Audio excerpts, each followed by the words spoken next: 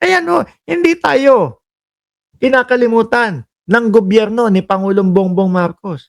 Tatak ng Marcos, sabi ni Beta G, ganyan ang tatak Marcos. May pinapakita, may gawa po. Tatak Duterte, tatak DDS, tatakbuhin. Tatakbuhin, oo. Gusto ko ng bloodbath. Gusto ko ng madugong action diyan sa impeachment na yan. Tapos ano sasabihin nila? Hindi dapat matuloy ang impeachment kasi doble-doble, sabay-sabay sa isang taon ipinasa ang impeachment. Posibleng rekomendasyon sa LTFRB kapag ka naging matagumpay, irerekomenda ang mga ruta sa land transportation o makabagong transportasyon at ginhawa sa mga commuters daw po. Di ba? Tuloy-tuloy. Simula bigas, simula po sa pag-handle ng mga presyo para hindi lumobo. Ano pa? Yung mga rice processing para doon sa mga magsasaka, sa mga pabahay. Tapos may kapal ng mukha yung mga DDS, sasabihin bumabagsak daw po ang ratings ni Pangulong Bongbong Marcos. Saan pa kayo? Iba trip nyo. Iba nakikita ninyo. Kasi ang gusto lang ho nila, mga kababayan, yung mga idol nila, basta maagaw lang, basta maupo lang, no? Okay na sa kanila yon.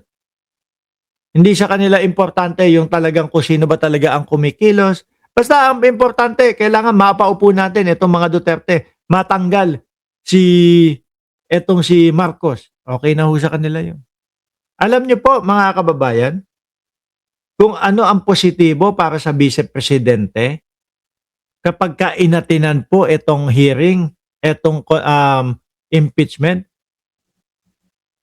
mas lalong lalakas kung sakaling maipagtatanggol niya at maidedepensa nila ang kanilang sarili. Mas lalong lalakas sa mamamayang Pilipino. Yung 2028 na sinasabi niyong malakas ang Vice Presidente, baka magkatotoo kung maidedepensa nila ng tama at ayos yung impeachment na yan.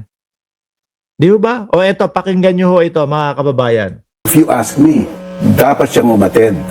Alam mo, sinasabi ng iba, Pinky, it's a numbers game. So parang sigurado naman matatalo sila at iaakit yan sa ating Korte Suprema. Pero what's the reason? What's the purpose? Anong halaga ng pag-attend niya? Tatlong bagay. Okay. Legal, PR, at practical. Yung legal, kung hindi ka attend at magpa-participate, anong kay mo para umakyat?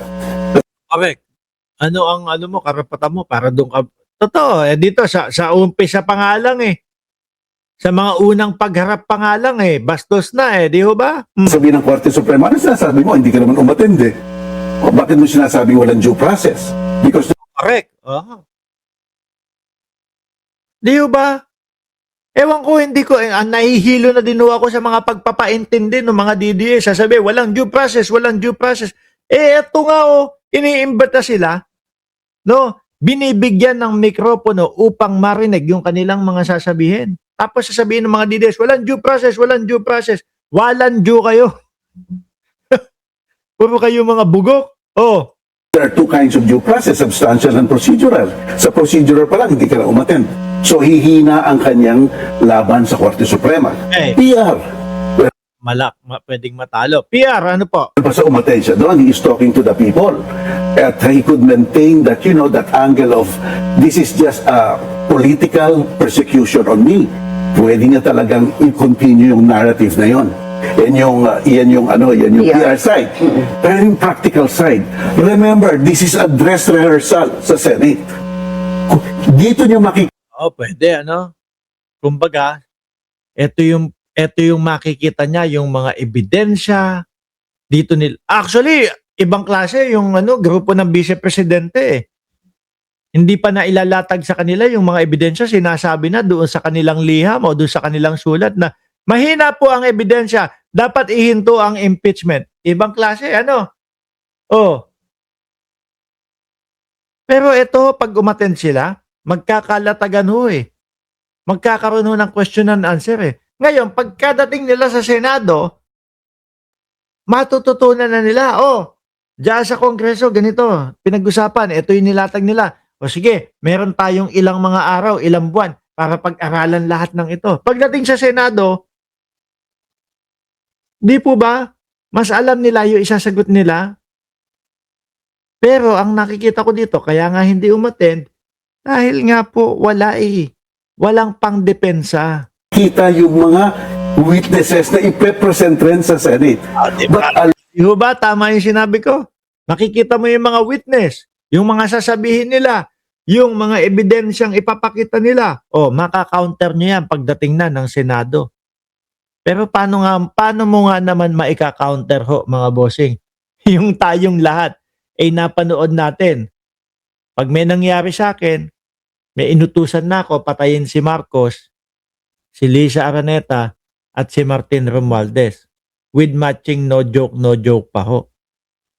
O, di po ba? Paano nga naman nila idedepensa yon? but at a lower stake environment.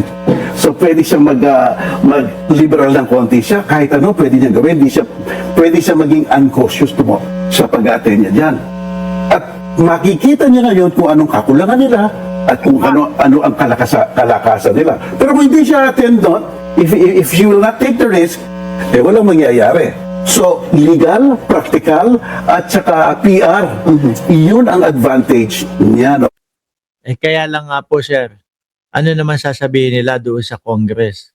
Wala nga ho kasi silang pang-depensa. Kaya nga, lagi nilang sinasabi, mga bossing, no? Sasagutin na lang namin yan sa tamang panahon. Yung tamang panahon nila, yung impeachment, mga bossing. No? Bakit hindi pa ngayon? Ito, nakaharap ang mamamayang Pilipino, makikinig ang mamamayang Pilipino. Pwedeng maging kakampi ninyo ang mamamayang Pilipino.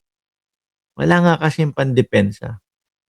Kung sakali man na magawa na naman nila ng paraan, teknikalidad na hindi matuloy yung impeachment, di may isang taon na naman ho sila. Di ba? Sabi ni Beta G Shadow, hindi ako magugulat kapag kasabihin nila 1 + 1 = 2. Mark, kumusta na si Chis Escudero? Wala nang balita. Wala pang warrant kay Kilay. Wala pa ho, tahimik pa din ho, mga kababayan. Pati si Boss Jewel Villanueva no? Anyway ho, mga boss chipamo, sir, hanggang dito muna ho tayo, no? Magbabawi muna ako ng tulog. Mamayang gabi, 8:00 ng gabi, naka-live po tayo. Sama-sama po tayo, mga kababayan. Muli po, ako'y magpapaalam na. Maraming salamat and God bless po sa ating lahat.